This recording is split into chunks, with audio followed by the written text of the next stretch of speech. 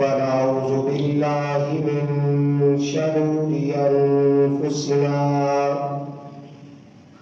ومن سيئات أعمالنا من يهده الله فلا مضل له ومن يضلله فلا هادي له ونشهد أن سيدنا ومولانا وملجانا وماوانا غوثنا وغياثنا مستغيثنا نورنا ونور إيماننا أما بعد فقد قال الله تبارك وتعالى في القرآن المجيد والفرقان الحميد أعوذ بالله من الشيطان الرجيم بسم الله الرحمن الرحيم ألا إن أولياء الله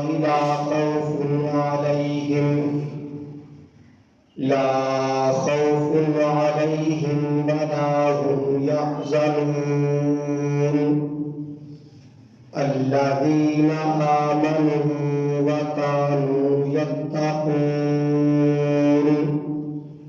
صدق الله العظيم وبلغنا رسوله النبي الكريم الأمين قال الله تبارك وتعالى في شان حبيبه مخبرا وآمرا إن الله وملائكته يصلون على النبي يا أيها الذين آمنوا صلوا عليه وسلموا تسليما الصلاة والسلام عليك يا سيدي يا رسول الله وعلى آلك وصحابك يا سيدي يا حبيب الله اللہ رب العزت کی حمد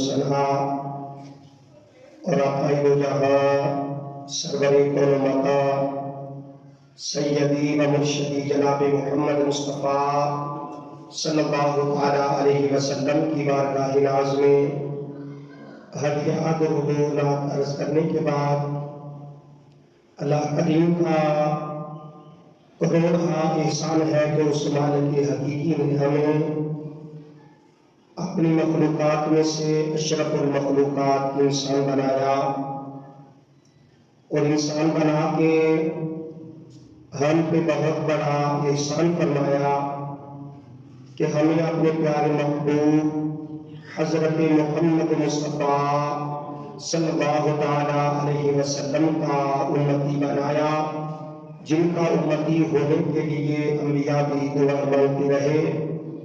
تو برادران اسلام، آج کا جمعہ المبارک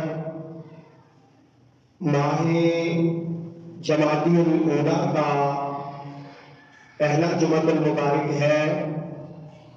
میں نے قرآن کریم فرقان حمید کی مشہور زمانہ آیت کریمہ آپ کے سامنے پڑھنے کی سعادت حاصل کی ہے۔ اللہ رب العزت کی بارگاہ میں دعا ہے کہ مالک حقیقی میری زبان پہ کلمت الحق جاری فرمائے۔ اللہ رب العزت مجھے اور آپ سب کو اس پہ عمل کی توفیق عطا فرمائے۔ آج کا یہ جمعہ المبارک ماہ جمادی الاولیٰ کا پہلا جمعہ المبارک ہے۔ 5 جمادی الاولیٰ کو میرے شیخ کامل رازدار حقیقت نبوت واقف اسرار لامتناہی کاشف احدیت اویس الاثر حضور قبلہ عالم حضرت خواجہ بحر الدین احمد اویسی رحمۃ اللہ تعالی علیہ ونور اللہ مرقدہ، آپ کا یوم وصال ہے، تو آج کے جمعۃ المبارک پہ اگر میرے اللہ نے چاہا تو آپ کے افکار و نظریات اور آپ کی جو حیات طیبہ ہے اس سے 2-3 چیزیں میں آپ کے سامنے رکھوں گا۔ اللہ رب العزت کی بارگاہ میں دعا ہے کہ مالک حق گوئی کی توفیق عطا فرمائے۔ میرے بھائیوں، اللہ رب العزت نے قرآن کریم فرقان حمید میں ارشاد فرمایا، الا ان اولیاء اللہ لا خوف علیہم ولا هم یحزنون، خبردار جو میرے ولی ہیں نہ تو انہیں کوئی خوف ہے اور نہ ہی وہ غمگین ہوں گے۔ الذین آمنوا وقالوا یتقون، وہ لوگ جو ایمان لائے اور ہمیشہ اللہ رب العزت سے ڈرتے رہے۔ یہ آیت کریمہ نبی پاک صلی اللہ علیہ وسلم کے امت کے جو ولی ہیں ان کی شان میں نازل ہوئی ہے۔ اگر ہم کائنات پہ غور کریں تو اللہ رب العزت نے حضرت آدم علیہ السلام سے کائنات کا سلسلہ رواں دواں فرمایا، پھر بنی نوع انسان کی ہدایت کے لیے اللہ رب العزت نے 1,24,000 کم و بیش انبیاء علیہ السلام کو مبعوث فرمایا، جو اپنے وقت میں اللہ کی توحید کا اعلان بھی کرتے رہے اور اپنی رسالت کا درس بھی دیتے رہے۔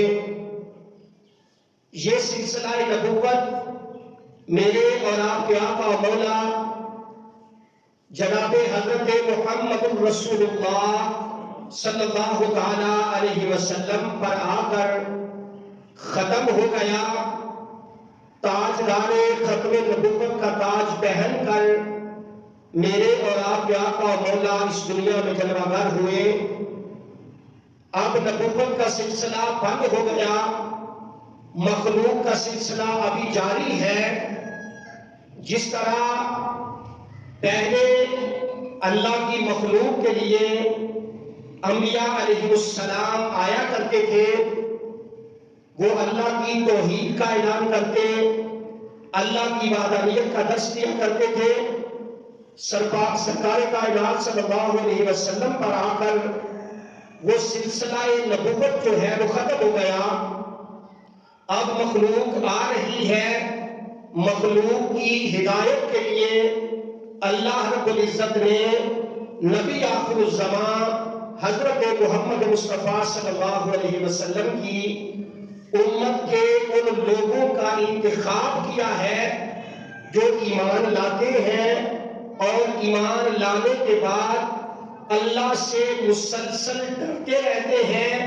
پھر اللہ رب العزت انہیں اپنا خاص قرب عطا فرماتا ہے۔ جب اللہ انہیں اپنا خاص قرب عطا فرماتا ہے تو پھر وہ اللہ کے محبوب بن جاتے ہیں، اور اللہ تعالیٰ انہیں مقام ولایت عطا فرماتا ہے۔ پھر وہ اللہ کے ولی جو ہے وہ کائنات والوں کی ہدایت کا ذریعہ بنتے ہیں۔ میرے بھائیوں، میرے شیخ کامل حضور قبلہ عالم حضرت خواجہ بحر الدین احمد نور اللہ مرقدہ، آپ کو بھی اللہ رب العزت نے مرتبہ ولایت عطا فرمایا تھا۔ آپ اللہ کے ایسے جلیل القدر ولی ہیں کہ حضور دادا صاحب رحمت اللہ تعالی علیہ آپ فرماتے ہیں کہ ولی دو قسم کا ہوتا ہے، ایک مادر ذات ولی ہوتا ہے، دوسرا کسبی ولی ہوتا ہے۔ مادر ذات ولی وہ ہوتا ہے جو ماں کے شکم سے اللہ کا ولی بن کر دنیا میں آتا ہے، اور کسبی ولی وہ ہوتا ہے کہ وہ اللہ کی عبادت کرتا ہے، ریاضت کرتا ہے، زہد و تقوی اختیار کرتا ہے، پھر اللہ تعالیٰ اسے مقام قرب عطا فرماتا ہے، اللہ تعالیٰ اسے بھی ولایت عطا فرماتا ہے۔ میرے شیخ کامل جناب حضرت خواجہ بہر الدین احمد نور اللہ مرکزہ، آپ بظاہر امی تھے، کسی مدرسے میں کسی ادارے میں پڑھنے کے لیے آپ نہیں گئے تھے، آپ گجرات کے ایک چھوٹے سے گاؤں جیندر شریف میں پیدا ہوئے، آپ کے والد محترم کا انتقال ہو گیا، آپ کے ام محترم یعنی آپ کے تایا جان نے آپ کی پرورش کی، چونکہ آپ کا خاندان گجر خاندان ہے، کھیتی باڑی کا کام تھا، آپ کے تایا جان نے آپ کو کھیتی باڑی کے کام میں لگا دیا۔ فرماتے ہیں کہ یہ بچہ عام بچوں سے مختلف تھا، یعنی باقی بچے کھیل کود میں مصروف ہو جاتے تھے، ان کا شوق کچھ الگ تھا، جو کام ان کے ذمہ ہوتا وہ کرنے کے بعد یا قرآن کریم پڑھتے یا مسجد میں نوافل ادا کرتے۔ اگر وقت مل جاتا تو اللہ رب العزت کے جو جلیل القدر ولی ہیں ان کے مزارات پہ حاضری بھی دیا کرتے تھے۔ حضرت خواجہ بہر الدین احمد نور اللہ مرکزہ، آپ کی یہ خصوصیت تھی کہ اللہ نے آپ کو ولایت بھی عطا فرمائی تھی، آپ مادر ذات ولی بھی تھے، اور اللہ کے محبوب صلی اللہ علیہ وسلم آپ کا فرمان عالی شان ہے، حدیث قدسی ہے، آقا علیہ السلام فرماتے ہیں لا یزال عبدی یتقرب الی بالنوافل۔ آپ نے فرمایا کہ اللہ تعالیٰ فرماتا ہے بندہ نوافل پڑھنے کے ذریعے میرے قریب ہوتا ہے، اور جب میرا بندہ میرے قریب ہوتا ہے تو میں اس کو اپنا محبوب بنا لیتا ہوں۔ کیا کہتا ہوں؟ اپنا محبوب بنا لیتا ہوں۔ جب بندہ اللہ سے محبت کرتا ہے، عبادت و ریاضت میں وقت گزارتا ہے، اللہ تعالیٰ سے محبت کرتا ہے، پھر اللہ بھی اپنے بندے سے محبت کرتا ہے، اور جب اللہ اپنے بندے سے محبت کرتا ہے تو میرے اور آپ کے آقا مولا فرماتے ہیں، اللہ تعالیٰ فرماتا ہے فَكُنْتُ سَمَعُ الَّذِي يَسْمَعُ بِهَا، فرمایا پھر میں اس بندے کی سماعت بن جاتا ہوں جس سے میرا بندہ سنتا ہے، جس سے میرا بندہ سنتا ہے۔ آگے فرمایا وَبَصَرَهُ الَّذِي يُبْصِرُ بِهِ، فرمایا جب میں اپنے بندے سے محبت کرتا ہوں پھر میں اس بندے کی بصارت بن جاتا ہوں، بظاہر دیکھنا اس کا ہوتا ہے، طاقت پروردگار عالم کی ہوتی ہے۔ پھر فرمایا جب میں بندے سے محبت کرتا ہوں میں بندے کے ہاتھ بن جاتا ہوں جس سے وہ پکڑتا ہے۔ میرے آقا نے فرمایا، اللہ فرماتا ہے جب بندہ میرے قریب ہوتا ہے میں اس کے ہاتھ بن جاتا ہوں، جب بندہ میرے قریب ہوتا ہے میں اس کے پیر بن جاتا ہوں جس سے وہ چلتا ہے۔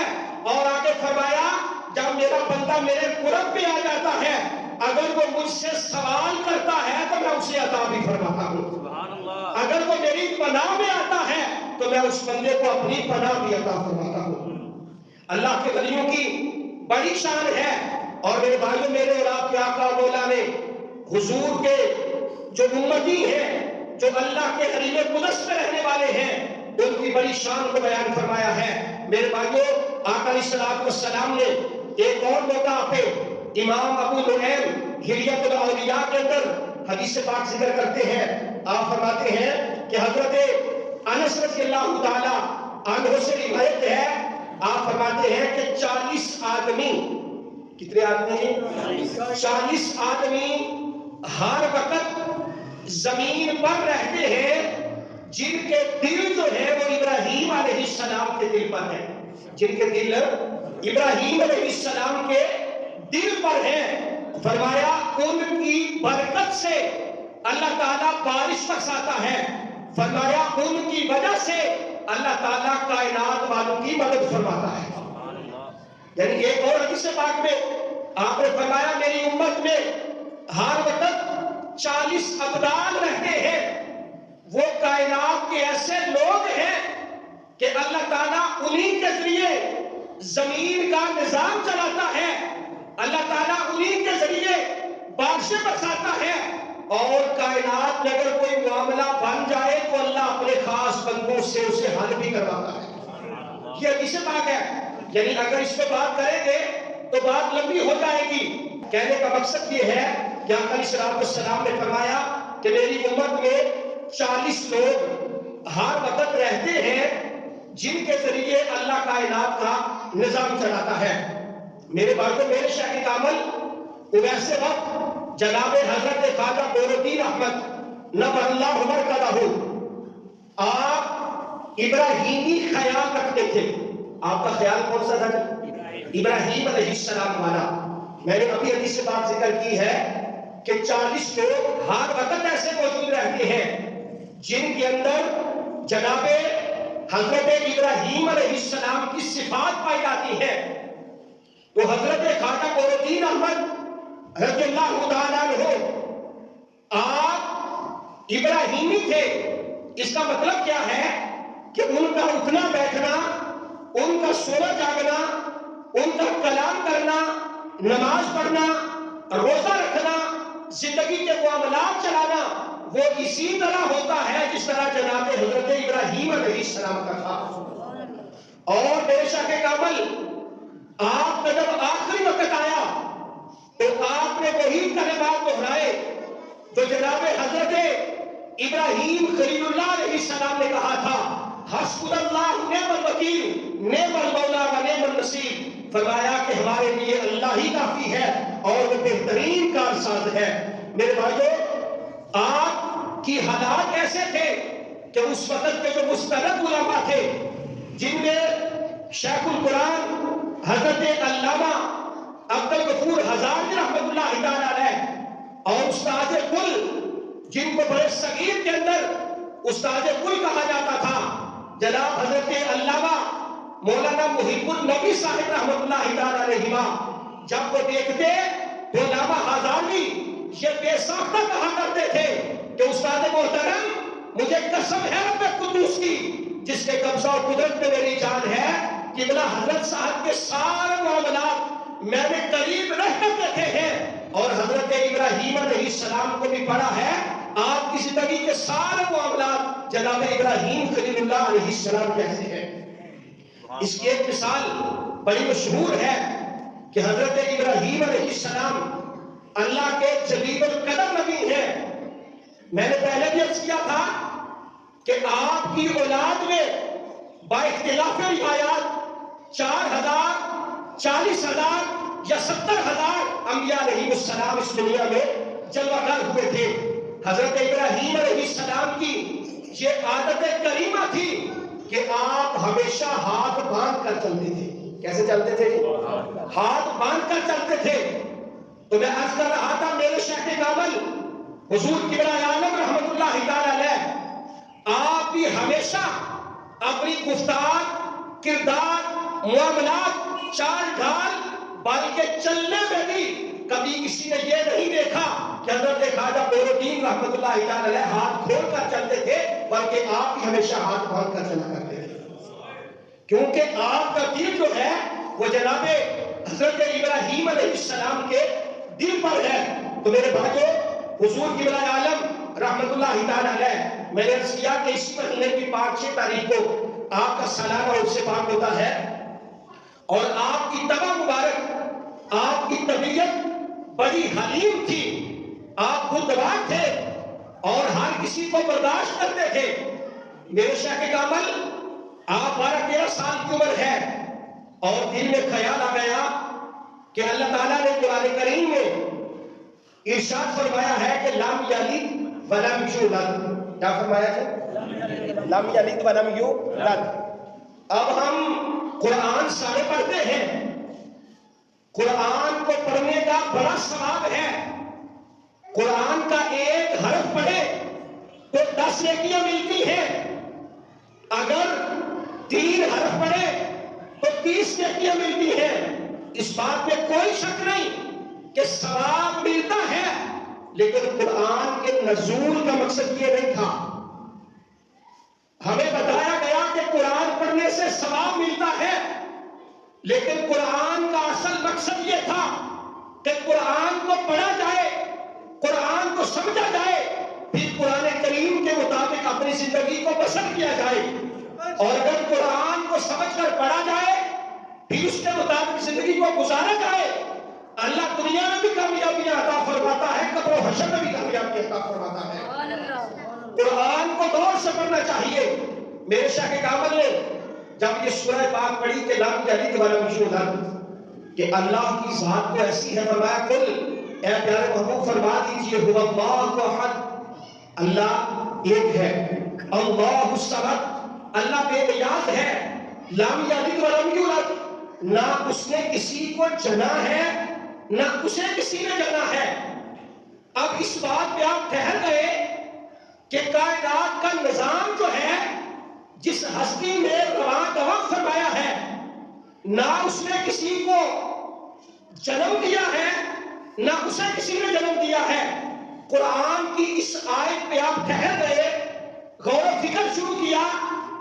اس وقت کے جو اولیاء اعظام تھے مزارات میں تشریف لے گئے، کسی سے یہ معاملہ حل نہ ہوا. کسی نے رہنمائی فرمائی کہ آپ دادا صاحب رحمت اللہ تعالی علیہ کے ہاں تشریف لے جائیں. آپ دادا صاحب رحمت اللہ تعالی علیہ کے مزار پہ گئے، جا کے سوال کیا کہ لم یلد ولم یولد، اس کی حقیقت کیا ہے؟ تو دادا صاحب نے فرمایا کہ اے قرآن، لم یلد ولم یولد جو ہے یہ اللہ کی ذات کے متعلق سوال ہے. اللہ کے جو ولی ہوتے ہیں یہ اللہ کی صفتوں کا مظہر ہوتے ہیں. اللہ کی ذات کا مظہر جو ہے وہ تو اللہ کے نبی ہے. اس وجہ سے آپ کا سوال جو ہے وہ اللہ کا نبی تو حل فرما سکتا ہے، اللہ کا ولی حل نہیں کر سکتا. آپ نے کیا کہ حضرت کیا میں بھی مدینہ پاک چلا جاؤں؟ آپ نے فرمایا کہ آپ مدینہ پاک نہ جائیں، بلکہ آپ دریائے چناب کے کنارے پہ حضرت طالوت علیہ السلام اللہ کے جلیل القدر نبی ہیں، ان کا مزار پرانوار ہے. آپ وہاں حاضر ہو، جا کر سوال کریں، اللہ تعالیٰ آپ کو تسلی و تشفی عطا فرما دے گا. اب میرے شاہ کامل قرآن کریم کے اس حل کے لیے جب آپ دریائے چناب کے کنارے پہ جناب طالوت علیہ السلام کے مزار پہ حاضر ہوئے، جو اس وقت ایک ڈبہ نما تھا، آپ نے جا کر سوال کیا کہ لم یلد ولم یولد. آگے سے جواب ملا کہ بہت 2400 سال مجھے ہو گئے ہیں یہاں آرام کرتے ہوئے، ایک تو میری پسند کا بندہ آیا ہے جس نے آ کر خدا کے بارے میں پوچھا ہے. جہاں کوئی آتا ہے وہ بیٹے مانگتا ہے، مال مانگتا ہے، جائیداد مانگتا ہے. ایک تو آیا ہے جس نے آ کر خدا کی حقیقت کے متعلق سوال کیا ہے. تو میرے بھائیو، آپ اکثر فرمایا کرتے تھے کہ لوگوں میرے پیر رسول کریم صلی اللہ علیہ وسلم ہے، اور آپ فرمایا کرتے تھے لوگوں جندل شریف سے لے کر لاہور دادا صاحب اور لاہور سے لے کر شیخ سوانی تک میرے پیر جو ہے وہ حضور دادا صاحب رحمۃ اللہ تعالی علیہ ہے. اور میرے شاہ کامل آپ لم یلد ولم یولد کی حقیقت کو جانچتے ہوئے اپنے گھر کے کام کاج بھی کیا کرتے اور رات کو جناب طالوت علیہ السلام کی بارگاہ میں حاضر ہو کر اللہ کی حقیقت کو بھی جانا کرتے تھے. میرے بھائیوں کو سلسلہ چل پڑا. آپ اکثر فرمایا کرتے تھے لوگوں اللہ رب العزت نے جناب ابراہیم خلیل اللہ علیہ السلام اور حضرت موسیٰ علیہ السلام کے علم کا وافر حصہ مجھ بہرالدین کو اللہ نے عطا فرمایا ہے۔ سبحان اللہ۔ اور آپ کی وہ ہستی تھی، چونکہ آپ کہا کرتے تھے کہ میری استاد جو ہے وہ نبوت ہے، اور پھر آپ کا جو طریقہ تھا تقدیم کا وہ بھی انبیاء علیہ السلام جیسا تھا۔ کیسا کہ آپ بیٹھے ہوئے ہیں، آپ ایک خادم تھا، اس نے آپ کو کھانے کے لیے چاول پیش کیے، چاول کے اوپر چینی ڈالنا تھی، چاول غلطی کے ساتھ اس کے اوپر دال جو تھی پکائے بغیر اس نے وہ ڈال دی، تو اگر آج کا کوئی پیر ہوتا تو کیا ریئیکشن ہوتا؟ آپ نے فرمایا بیٹے ذرا دھیان سے کام کیا کرو۔ اتنی گفتگاری طبیعت میں ایک دفعہ آپ بیٹھے ہوئے تھے، رمضان المبارک کے دن چل رہے تھے، کسی نے شکایت کر دی کہ حضرت فلاں بندہ آپ کی بارگاہ میں بیٹھتا ہے اور وہ روزہ نہیں رکھتا۔ آپ نے فرمایا مجھے تیری بات پہ یقین نہیں، تو مسلمان ہے، روزہ ضرور رکھتا ہوگا، مسلمانوں کے متعلق اچھا گمان رکھنا چاہیے۔ اس نے کہا حضرت وہ نہیں رکھتا۔ آپ نے فرمایا کوئی بات نہیں، اس سے بات کریں گے، وہ ضرور روزہ رکھتا ہوگا۔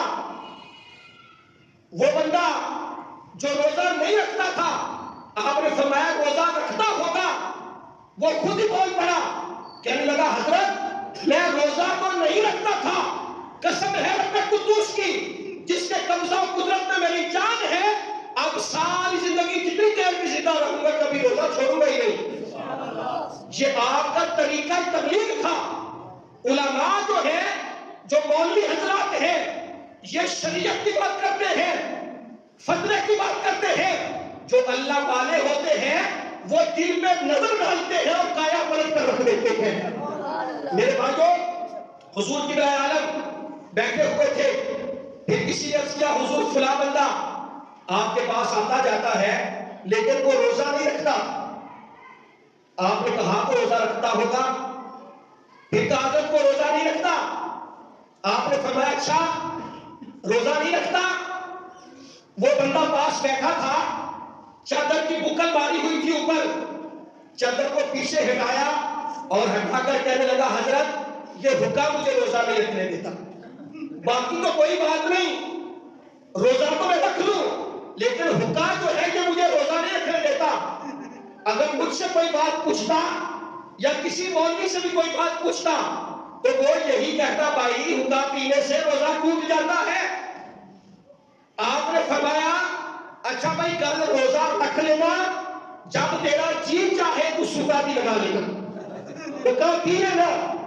میرے بھائیوں کل ہوئی، روزہ رکھا، روزہ رکھنے کے بعد جب دوپہر کا ٹائم ہوا، دل میں آیا کہ یار حکا پی لیتا ہوں، خطے کو تیار کیا۔ ابھی میرے سامنے کچھ ایسے لوگ بیٹھے ہیں جو یہ جانتے ہیں کہ حکا بڑے اہتمام کے ساتھ کیا جاتا ہے۔ آپ نے حکے کی تیاری کی، پانی ڈالا، آگ رکھی، جب حکا پینے لگا اس کی نلی کو پکڑا، پکڑ کر دل میں خیال آ گیا کہ یار اگر میں حکا پیوں گا حضرت بیٹھے ہوں گے، جب وہ پوچھیں گے سنا کیا بنا تو کیا صاحب میں یہ کہوں گا کہ حضرت میں نے حکا پی لیا، چھوڑ دیا، پھر حکے کو اٹھایا، دیوار کے ساتھ زور سے مارا، فرمایا اب روزہ بھی رہے گا، جتنی دیر زندہ رہوں گا کبھی قضا بھی نہیں کروں گا۔ میں نے کہا اللہ تعالی جو ہے وہ دل میں نظر رکھتے ہیں، اور جب کسی کے اللہ والے کی نظر میں کوئی آ جاتا ہے پھر اللہ والے اس کی کایا پلٹ کے رکھ دیتے ہیں۔ میرے باتوں میرے شیخ کامل جناب حضرت خواجہ بہرالدین احمد نور اللہ مرکزہ آج بدقسمتی سے، حالانکہ ایسا ہونا نہیں چاہیے، جو بندہ مسجد میں 5 وقت آتا ہے وقت پہ آتا ہے، جب وہ باہر نکلتا ہے تو وہ کسی کو نثار نہیں سمجھتا اور کہتے ہیں یار نماز پڑھا کرو، آپ نماز بھی پڑھتے ہیں، مسلمان نہیں ہے۔ بالکل اچھی بات ہے، نماز پڑھنی چاہیے، نماز فرض ہے۔ میرے آقا نے فرمایا نماز دین کا ستون ہے، جو نہیں پڑھتا وہ گناہ کبیرہ کا مرتکب ہے، جو نماز وہ نماز کا انکار کرتا ہے وہ دائرہ اسلام سے خارج ہو جاتا ہے۔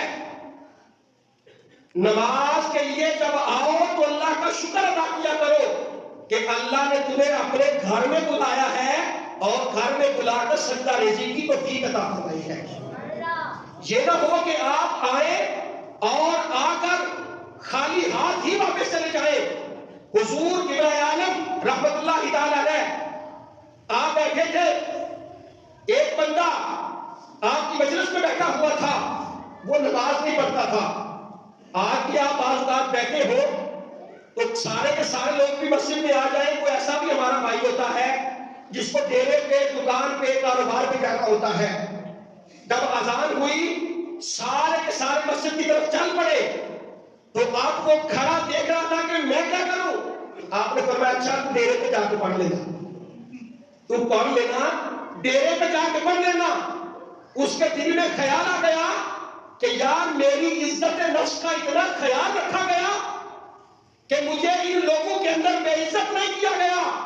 آپ فرمایا حضرت، عرض کیا حضرت آپ جتنی دیر بھی زندہ رہوں گا میری ایک نماز بھی قضا نہیں ہوگی۔ یعنی میرے بھائیوں، جو اللہ کے ولی ہوتے ہیں وہ نکاح کر کے بندے کی کایا پلٹ دیتے ہیں۔ تو میرے بھائیوں چونکہ وقت مختصر ہے، اگر آپ کی سیرت و کردار پہ باتیں کریں گے تو لمبا بڑا موضوع ہو جائے گا۔ آپ کی دو تین چیزیں میں نے آپ کے سامنے رکھنی ہیں۔ میرے شاہ کامل، جب آپ حج کے لیے تشریف لے گئے، حرمین شریفین کی زیارت کے لیے گئے تو آپ کے ساتھ کم و بیش 30 سے 40 لوگ تھے جو حج کے لیے حاضر ہوئے۔ جب آپ بیت اللہ شریف گئے تو بیت اللہ میں جا کر میرے شیخ کامل جب طواف کعبہ کرتے یا صفا مروہ پہ سعی کرتے تو آپ بلند آواز سے درود پاک پڑھتے۔ کیا پڑھتے ہیں؟ ساری طرح بولو سبحان اللہ، درود پاک پڑھتے۔ جب سرکار مکہ مکرمہ سے مدینہ منورہ گئے، سرکار کے روزہ اقدس پہ حاضر ہوئے تو آپ نے تکبیرات پڑھی، تلبیہ پڑھا، اللہ کی تسبیح بیان کی۔ آپ کے ساتھ علامہ ہزاروی تھے، کہنے لگے حضرت آپ نے تو الٹ کام کر دیا۔ لوگ بیت اللہ شریف جاتے ہیں، جا کر تکبیرات پڑھتے ہیں، جب لوگ مدینہ منورہ آتے ہیں تو درود و سلام پڑھتے ہیں، آپ نے معاملہ الٹ فرما دیا۔ آپ نے فرمایا ہاں مولانا مجھے پتا ہے کہ لوگ ایسا ہی کرتے ہیں، لیکن مولانا میری بات سنو، یہ دو ذاتیں ہیں۔ یہ کیا ہے جی؟ دو، ایک خدا کی ذات ہے، دوسری مصطفیٰ کی ذات ہے۔ فرمایا دونوں ایک دوسرے سے محبت کرتے ہیں۔ میں نے خدا کی بارگاہ میں مصطفیٰ کا ذکر کیا تاکہ خدا راضی ہو جائے، مصطفیٰ کی بارگاہ میں خدا کا ذکر کیا تاکہ خدا کا محبوب راضی ہو جائے۔ میرے بھائیوں، اللہ والوں کا طریقہ تو یہ تھا۔ فرمایا یہ دو ذاتیں ہیں اور دونوں ایک دوسرے سے محبت بھی کرتی ہیں اور ایک دوسرے کا ذکر سن کے خوش بھی ہوتے ہیں۔ اور فرمایا کہ میں نے دونوں کی بارگاہ میں ان کا ذکر کیا تاکہ خدا بھی راضی ہو جائے، مصطفیٰ کریم بھی راضی ہو جائے۔ میرے بھائیوں، ایک اور آپ کا بڑا مشہور زمانہ واقعہ ہے۔ میرے بھائیوں، آپ اپنی حویلی میں تشریف فرما تھے۔ اصل میں آج ہم نے پیری کا رنگ بدل دیا ہے۔ میرے حضرت صاحب سے کسی نے پوچھا کہ جناب پیری مریدی کیا ہے؟ آپ نے فرمایا استادی شاگردی۔ کیا ہے جی؟ اصل میں آج بدقسمتی سے نہ تو پیروں کو پتا ہے کہ ہم پیر کیوں ہیں، نہ مریدوں کو پتا ہے کہ ہم مرید کیوں ہیں۔ اصل میں پیر کامل کا کام یہ ہوتا ہے کہ اپنے مرید صادق کی جو سلوک کی منزلیں ہیں وہ طے کروائے۔ آج نہ پیر کو پتا ہے نہ مرید کو پتا ہے۔ آپ بیٹھے ہوئے تھے، آپ اکثر فرمایا کرتے تھے لوگوں میری حویلی کے اندر جو بور کا درخت لگا ہوا ہے، اس بور کے درخت کا ایک ایک پتا جو ہے وہ بھی اللہ کی توحید کا اعلان کرتا ہے۔ آپ بیٹھے تھے، ایک بندہ آیا، آپ اس کہتا ہے حضرت میرا ایک ہی بیٹا ہے، ڈاکٹر نے علاج کر دیا ہے، آپ دعا فرمائیں اللہ میرے بیٹے کو شفا عطا فرما دے۔ آپ نے فرمایا نماز تو پڑھتا ہوگا؟ اس نے کہا حضرت کبھی پڑھ لیتا ہوں کبھی نہیں پڑھتا۔ آپ نے فرمایا جاؤ جا کر 2 رکعت نماز نفل ادا کرنا، پھر اپنے بیٹے لیے دعا کرنا، میرا اللہ تیرے بیٹے کو شفا عطا فرمائے گا۔ اب وہ ہماری طرح تھا بھائی کہ ہم بھی اگر پیر کے پاس جائیں کہ جناب دم کر دے، تعویذ دے دے، اگر وہ نہ دے تو ہم کہتے ہیں بھائی ہمارا پیر بھی عجیب ہے، دیتا ہی کچھ نہیں ہے۔ ہم دم کروانے کے لیے گئے تھے، تعویذ دھاگا لینے گئے تھے، کچھ دیا نہیں۔ لیکن ہم سلسلہ اویسیہ میں الحمدللہ مرید ہیں، اور سلسلہ اویسیہ ایک ایسا سلسلہ ہے کہ جو ڈائریکٹ نبی کریم صلی اللہ علیہ وسلم سے فیض و برکات حاصل کرتا ہے۔ آپ نے فرمایا جاؤ جا کر نماز پڑھنا، دعا کرنا، اللہ شفا دے گا۔ وہ بندہ باہر چلا گیا، جب وہ حویلی سے باہر نکل گیا تو قبلہ حضرت صاحب اٹھے، اٹھ کر آپ نے وضو فرمایا، وضو فرما کے 2 رکعت نماز نفل پڑھی، نفل پڑھنے کے بعد آپ نے دعا فرمائی۔ جب آپ اپنی مسجد پہ بیٹھ گئے تو شیخ القرآن علامہ ہزاروی رحمۃ اللہ تعالی علیہ وہ عرض کرنے لگے، حضرت یہی کام اگر آپ اس کے سامنے کر دیتے تو وہ بندہ راضی ہو جاتا۔ وہ بڑا پریشان تھا۔ آپ نے فرمایا ہاں مولانا میں جانتا ہوں، اگر میں اس کے سامنے کرتا تو وہ راضی ہو جاتا۔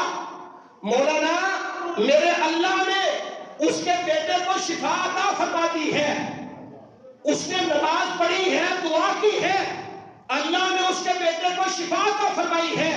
اگر یہ سارا کام میں اس کے سامنے کرتا، جب تک وہ زندہ رہتا وہ یہی کہتا کہ میرے بیٹے کو محمدی نے شفا دی ہے۔ اب وہ نماز پڑھ کے دعا کر رہا ہے، جتنی دیر زندہ رہے گا وہ کہے گا کہ میرے بیٹے کو میرے رب نے شفا عطا فرمائی ہے، میرے رب نے شفا عطا فرمائی ہے۔ فرمایا مولانا میں لوگوں کے دلوں پر اپنا نہیں بلکہ اللہ رب العزت کی ذات کا تصرف کروانا چاہتا ہوں۔ آج ہمارا حال کیا ہے کہ اگر کوئی کام اللہ کی طرف سے بھی ہو جائے بلکہ اللہ ہی کی طرف سے ہوتا ہے اور ہر بندہ اس کا کریڈٹ لینے کی کوشش کرتا ہے۔ بھائی ہمارے قبلہ حضرت صاحب رحمۃ اللہ تعالی علیہ کی یہ تعلیم تھی کہ آپ لوگوں کی تربیت فرمایا کرتے تھے، اور اس حال میں تربیت کرتے تھے کہ وہ نہ تو خدا کے در سے دور ہو نہ مصطفیٰ کے در سے دور ہو۔